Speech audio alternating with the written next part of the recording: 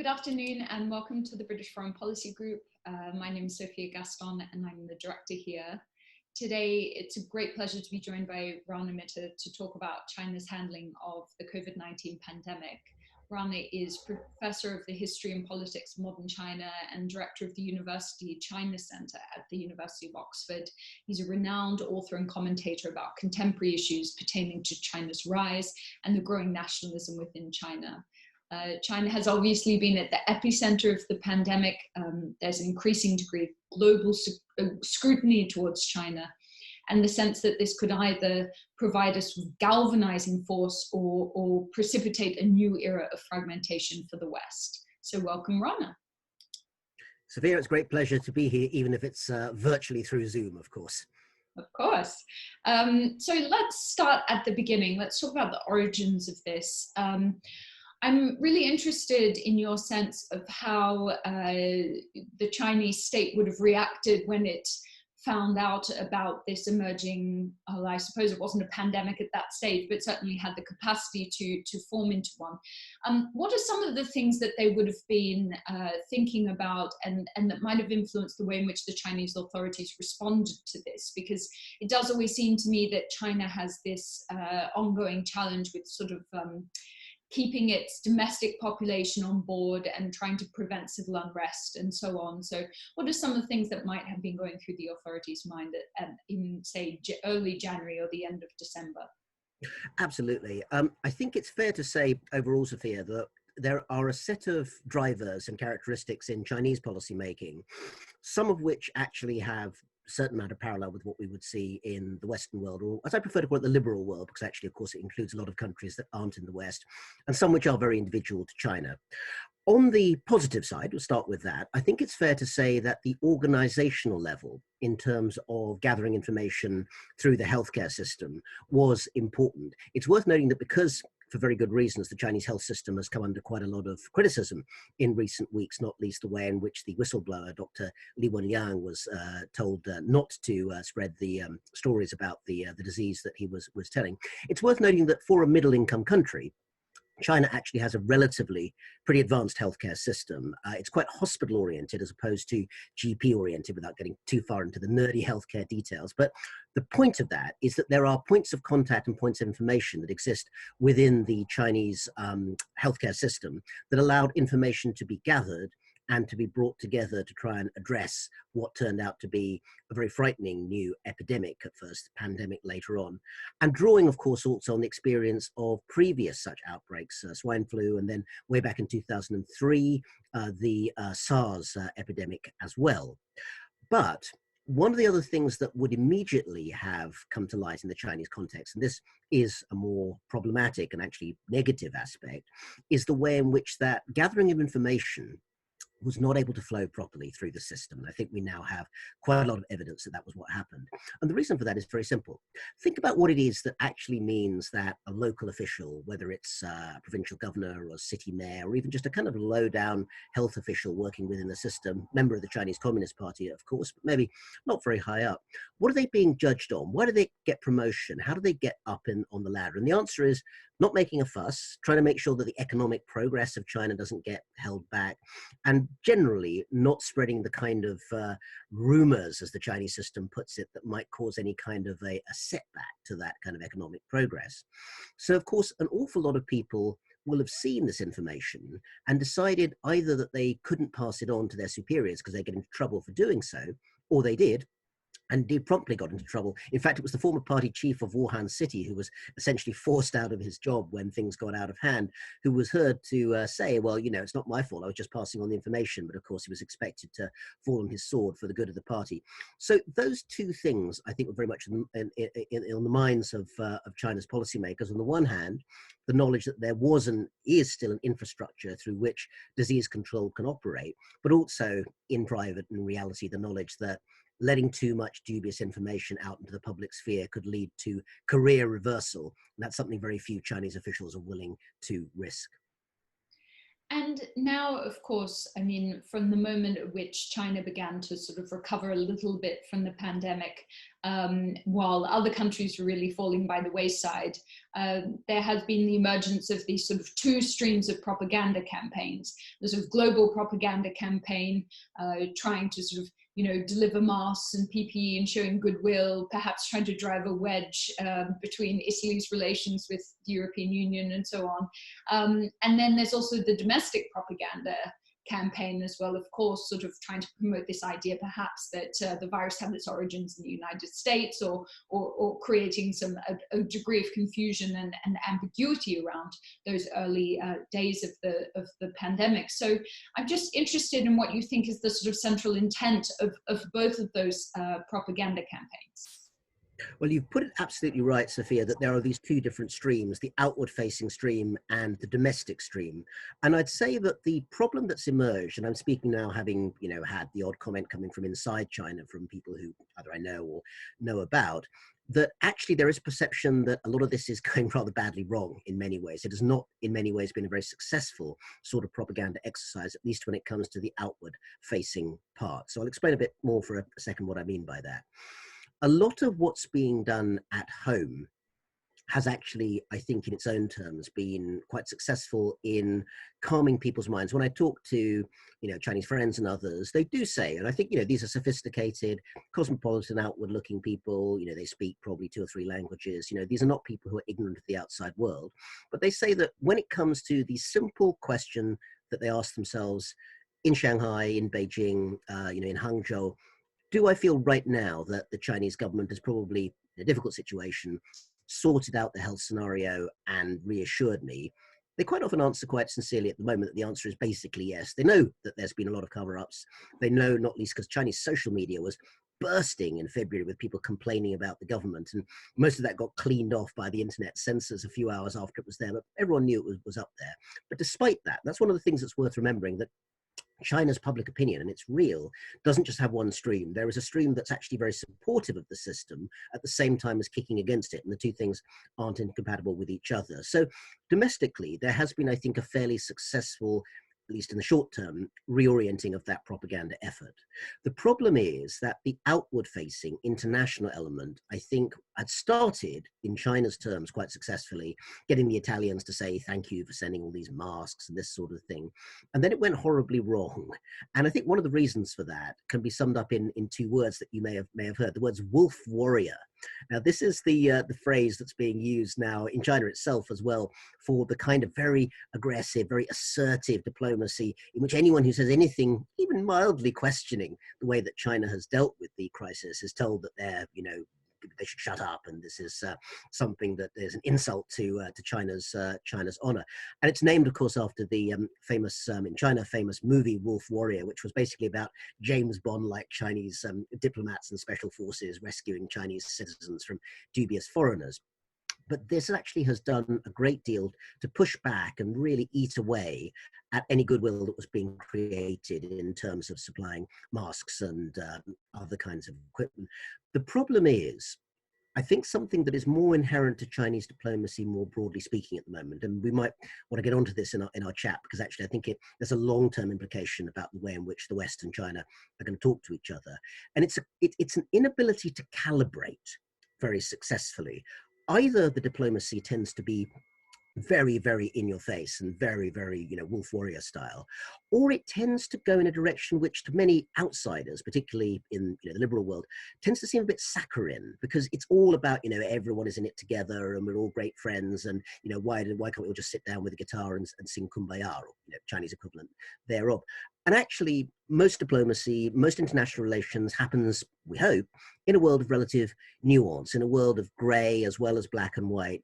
And I personally think that if China were in a position to actually say, you know, hands up, this, and this are things we got wrong, and we're looking to have a conversation with the world about how we all get it right, they would have found actually there was much more goodwill.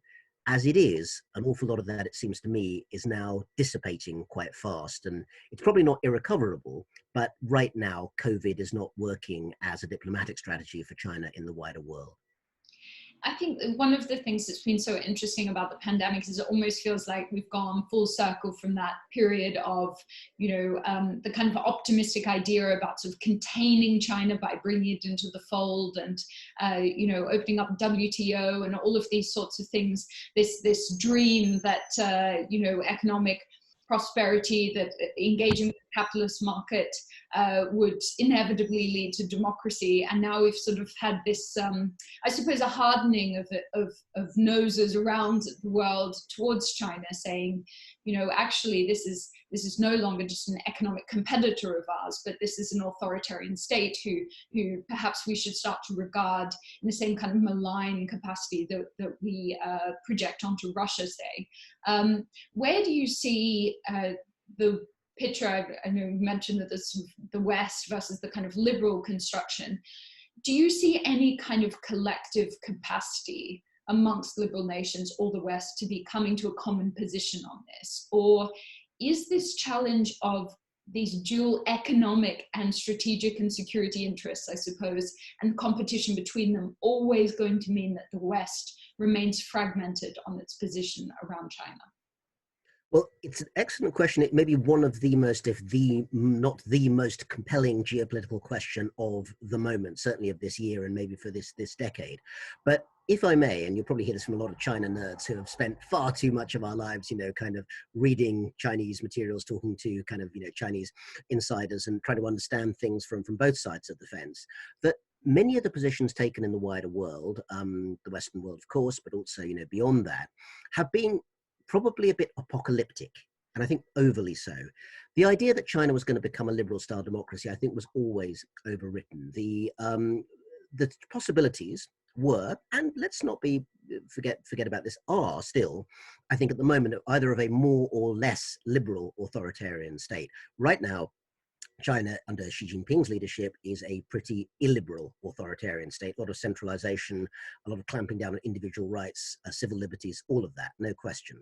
But, even 10 years ago, during the run-up to the Beijing Olympics, which I think was relevant, there were various things going on for those who knew China, could see on the inside, and one could see, such as, for instance, some really first-class investigative journalism, even under the communist media control system, looking at things like the train crash in the city of Wenzhou in 2011, unpicking official corruption, which was rife in all sorts of cities. This was Chinese newspapers like the Southern Weekend, the Nanfang Zhuo or Caixin, or other major media outlets, which really did some pretty hardcore digging in terms of what was going on, and were allowed to do it. Or just to take one other example, those who know the Chinese internet and social media scene will say without question that in its first years, between 2008, let's say, and 2013, there was a tremendous amount of really wide-ranging and open discussion about everything, including politics, in many respects.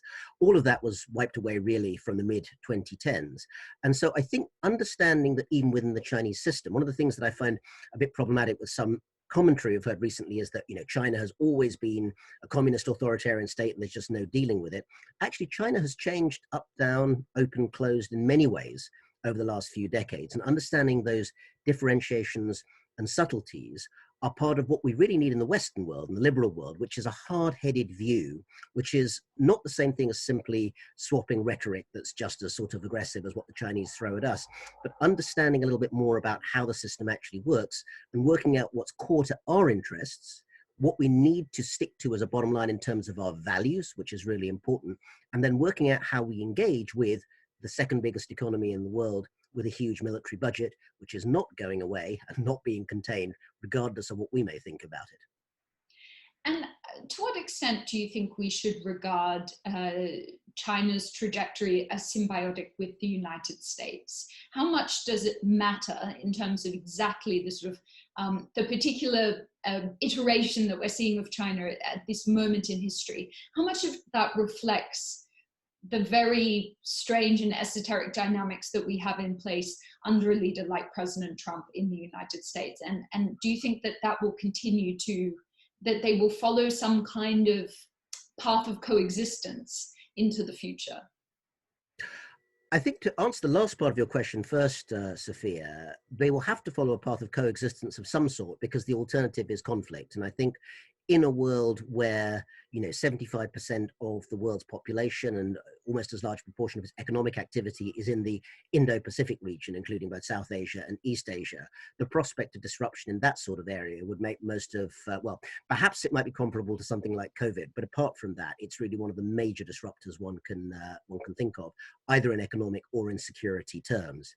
So the US and its role is crucial. Now, I have never made a secret of the fact that I personally believe, and have many times in Beijing and Shanghai said the same thing, that American leadership in Asia, ever since the Second World War, has actually been, in the end, a force for stability in the region. The fact that the US is in this sort of sweet spot of having very, very important alliances and connections, the alliance with Japan, South Korea, relationships also, of course, with Thailand, Philippines, various other places in the region, but is not physically present in terms of land and territory, although, of course, its navy and army are very much there, is a sort of midway point that has allowed the presence of other actors, including, of course, rightly, China, to grow its role in terms of economic and security presence, but is not dominant in that area.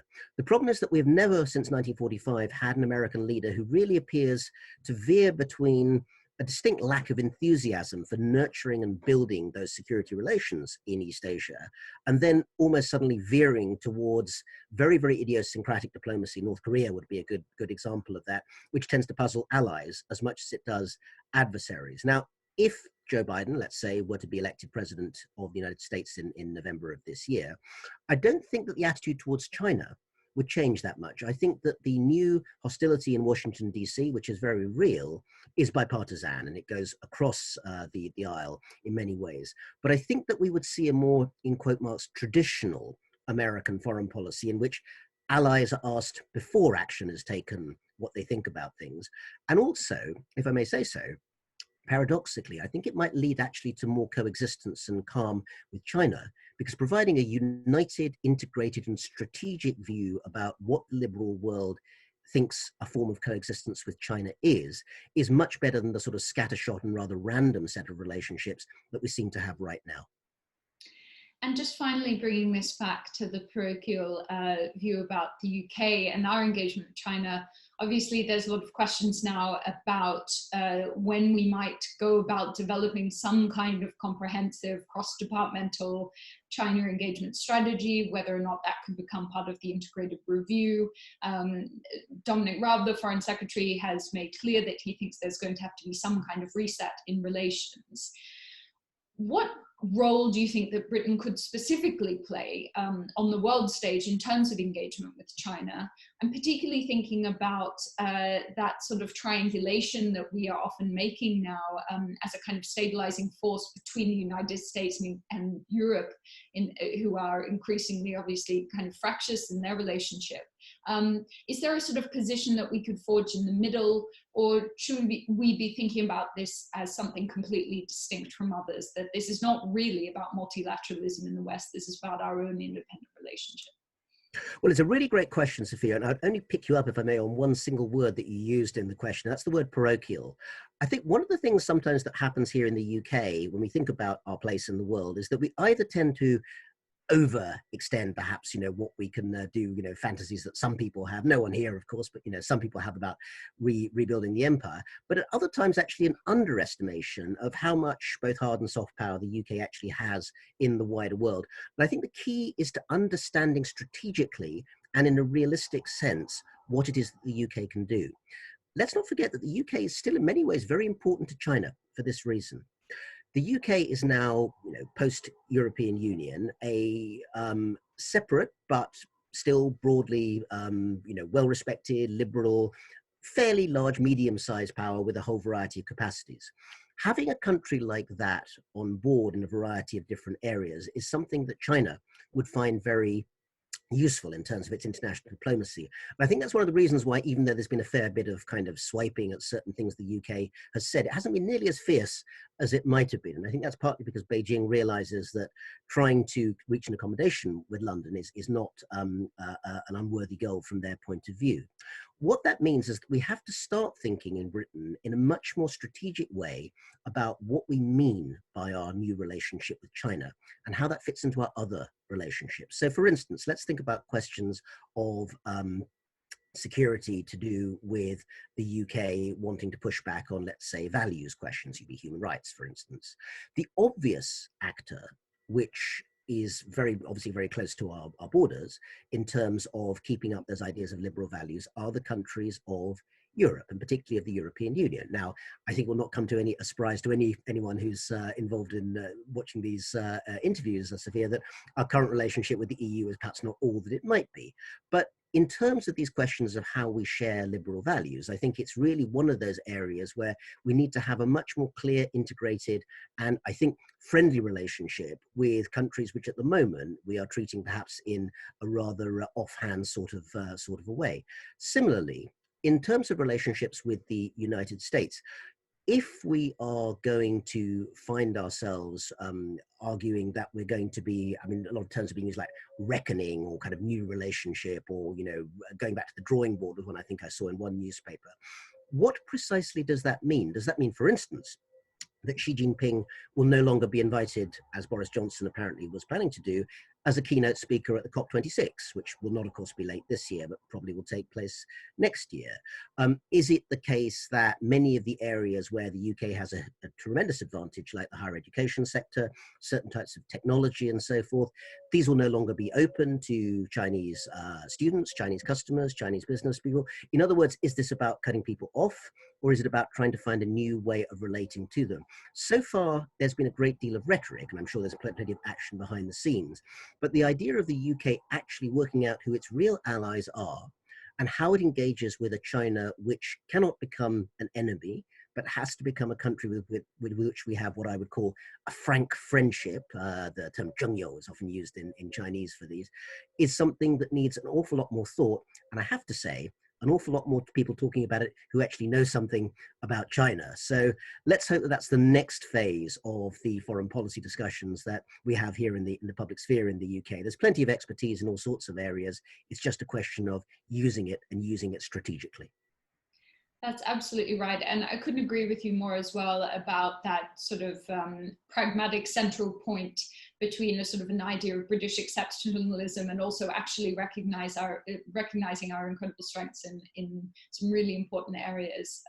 One thing that we are doing at the British Foreign Policy Group is monitoring how public opinion is evolving on all of our international relationships, certainly during the pandemic. And it's very interesting to see where it's at with China. We'll be trying to publish some more information on this over the coming weeks. And I think that this is something that hopefully can also be carried into the integrated review and starting to think about that strategic engagement point. Because as you say, you know, there actually is a lot of gray area and nuance in the diplomacy, and we need to make sure that that's captured as well in our political language and rhetoric, and also in the way in which that's communicated back to the British people. Sophia, I'm aware there are other countries out there that, you know, are worth looking at in terms of their experience, Australia, Canada, New Zealand, and others. But I think it's very important, particularly for those looking at foreign policy now, that the European dimension of that is not ignored, because without that, I think there's a very important actor missing in terms of working out what a new liberal approach of firm, frank friendliness actually means when it comes to talking to China. I completely agree. Well, thank you so much, Rana. Very grateful for your time, and hopefully we can check in with you in the later stage of this pandemic as things progress. I look forward to, well, not look forward to the pandemic, but I look forward to the conversation. Thank you so much. Thanks, Sophia.